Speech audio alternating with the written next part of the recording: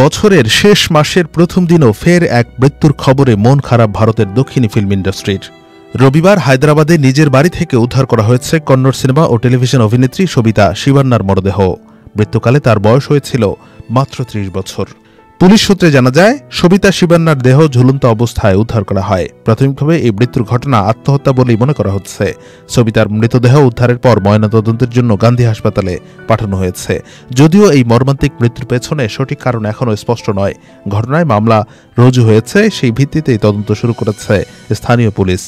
সংবাদ সংস্থা এএনআই জানিয়েছে, গাছিবাউলি থানার পুলিশ কর্মকর্তা জানিয়েছেন, তেলেঙ্গানার রাঙ্গারেড্ডির বাসিন্দা কন্নড় অভিনেত্রী সবিতা শিবান্নাকে কুন্ডাপুরে তার নিজের অ্যাপার্টমেন্টেই মৃত অবস্থায় পাওয়া গেছে। তার বাড়িটি গাছিবলি থানা এলাকার মধ্যে পড়ে। প্রাথমিকভাবে তিনি গলায় ফাঁস দিয়ে আত্মহত্যা করেছেন বলে অভিযোগ রয়েছে। মৃতদেহ ময়নাতদন্তের জন্য গান্ধী হাসপাতালে স্থানান্তর করা হয়েছে। ঘটনায় মামলা রুজু করে তদন্ত শুরু করা হয়েছে।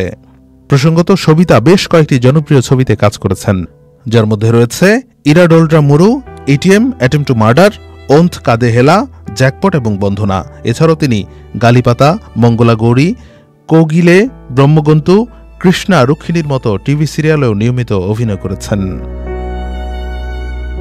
Anwar Hossain, BD archive.